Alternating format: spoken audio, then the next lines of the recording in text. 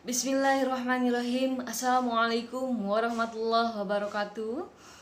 Alhamdulillahirabbil alamin. Tiada untayan kalimah yang lebih indah, yang lebih pantas dan tentunya lebih mulia selain daripada mengucapkan syukur kehadirat Allah Subhanahu wa taala karena berkat limpahan rahmat, hidayah, inayah kita masih bisa berjumpa kembali pada pertemuan hari ini, Rabu 25 November 2020 di mata kuliah Materi dan Desain Pembelajaran Al-Quran Hadis. Tidak lupa salawat dan salam semoga tetap tercurah limpahkan kepada junjungan alam Habibana wa Nabiyana wa Maulana Muhammad Sallallahu Alaihi Wasallam. Bapak dosen pengampu mata kuliah Materi dan Desain Pembelajaran Al-Quran Hadis yang kami hormati, beserta rekan-rekan yang berbahagia dimanapun kalian berada. Perkenalkan, nama saya Dini Ayu dan rekan saya Aceng Heri dan Rumawan. Di sini kami akan sama-sama belajar mengenai alat peraga dan sumber belajar dalam pembelajaran Al-Quran Hadis. Nah, di mana yang akan kami bahas di sini adalah apakah yang dimaksud dengan alat peraga dan sumber belajar, kemudian bagaimana kita menentukan, memilih dan menggunakan alat peraga dan sumber belajar dalam pembelajaran Al-Quran Hadis. Nah, baiklah, di sini saya akan menjelaskan tentang apa sih yang dimaksud dengan alat peraga dan sumber belajar, kemudian bagaimana menentukan alat peraga dan sumber belajar. Nah, dalam proses belajar mengajar, kehadiran alat peraga atau media mempunyai arti yang cukup penting karena ketidakjelasan materi atau bahan yang disampaikan oleh guru dapat dibantu dengan menghadirkan media sebagai perantara. Nah, dikatakan juga bahwasannya media pengajaran digunakan dalam rangka upaya peningkatan atau mempertinggi mutu proses kegiatan belajar mengajar. Nah, alat peraga atau media merupakan sarana yang membantu proses pembelajaran, terutama yang berkaitan dengan indera penglihatan dan pendengaran. Bahkan adanya alat peraga atau media dapat mempercepat proses pembelajaran siswa karena dapat membuat pemahaman siswa lebih cepat pula. Dapat dikatakan juga bahwa penggunaan media pengajaran dalam proses pengajaran sangat dianjurkan untuk mempertinggi kualitas pengajaran. Sebagai alat bantu, media atau alat peraga ini mempunyai fungsi melicinkan jalan menuju tercapainya tujuan pembelajaran.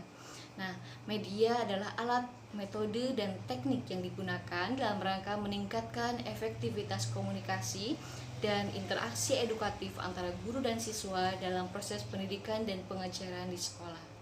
Nah, jadi alat peraga merupakan suatu alat bantu yang digunakan pengajar untuk memberikan pengajaran kepada siswa yang tujuannya agar siswa atau pelajar mampu mempelajari sesuatu bidang yang dipelajari, lebih cepat memahami dan lebih mengerti, kemudian lebih efektif serta lebih efisien. Nah, intinya bahwa alat peraga adalah salah satu komponen penentu efektivitas belajar.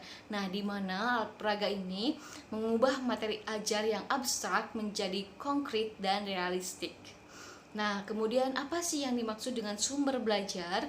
Nah, sumber belajar adalah segala sumber, baik itu berupa daya, lingkungan, maupun pengalaman yang digunakan dan sebagai pendukung dalam proses belajar mengajar agar berjalan lebih efektif dan efisien sesuai dengan tujuan yang ingin dicapai. Kemudian bagaimana sih caranya menentukan alat peraga dan sumber belajar? Nah, dalam menentukan alat peraga ada beberapa syarat yang harus diperhatikan agar fungsi dan manfaat alat peraga sesuai dengan yang diharapkan. Yang pertama yaitu sederhana bentuknya dan tahan lama atau tidak cepat rusak. Nah, yang kedua kalau bisa dibuat dari bahan yang mudah diperoleh dan murah, misalnya karton dan lain sebagainya.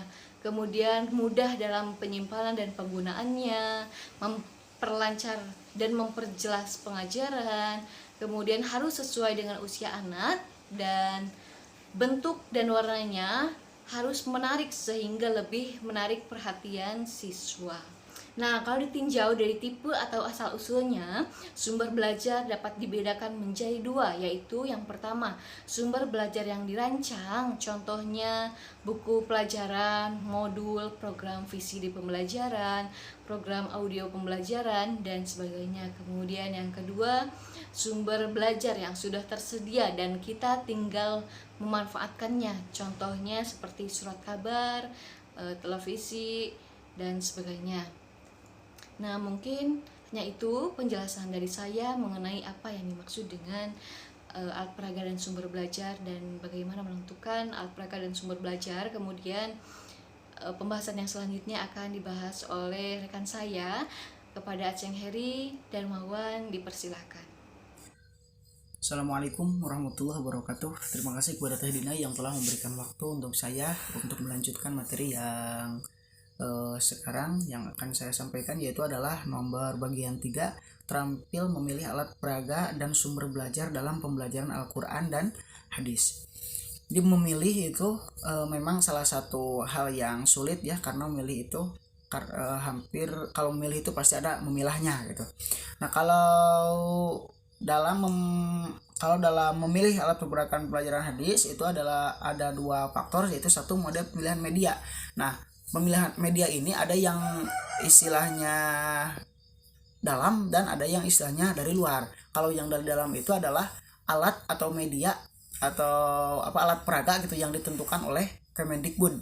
Ya, kalau dari Kemendikbud itu Menteri Pendidikan harus mengajarnya harus pakai ini, harus pakai ini, harus pakai ini. Nah, itu adalah salah satu salah satu media atau salah satu alat itu yang dalam. Terus ada alat yang berbentuk luar. Kalau alat yang berbentuk luar itu sebetulnya lebih luas ya, lebih luas. Jadi sekahoyong kita lah itu ya, seingin kita untuk memberikan pelajaran atau memberikan media kepada peserta didik. Jadi bebas, tidak harus ditentukan oleh pemerintah atau untuk sekolah atau dikhususkan oleh sekolah. Nah, yang bagian kedua atau bagian keempat ya, yaitu terampil menggunakan alat peraga. Kalau tadi itu memilih alat peraga, sekarang terampil dalam menggunakan alat peraga. Seperti yang saya tadi katakan bahwa memilih itu harus dengan yang cocok situasi yang dihadapi. Nah, sekarang itu terampil jika kita menggunakan jika kita melihat sasaran media itu adalah seorang peserta didik, anak didik TK atau SD ya, maka cocoknya itu dengan apa? Dan jika usia SMP atau SMA, terus itu juga cocoknya itu pakai alat peraga apa supaya bisa dicermati, supaya bisa cepat terdeteksi oleh otak si anak didik tersebut. Jika kita cocok memakai video, pakailah video. Jika cocok memakai visual audio, maka gunakanlah audio atau radio atau alat peraga lainnya lah. Yang penting cocok dengan kondisi keadaan yang media yang kita hadapi. Ya, mungkin seperti itu yang bisa saya sampaikan. Terima kasih atas waktunya. Saya kembalikan lagi kepada Teh Dini Ayu. Nah, terima kasih kepada rekan saya Aceng Heri Darmawan yang telah menyampaikan pembahasannya.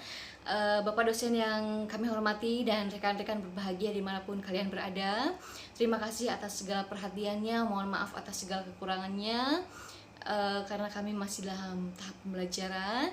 Billahi taufiq wal hidayah. Wassalamualaikum warahmatullahi wabarakatuh.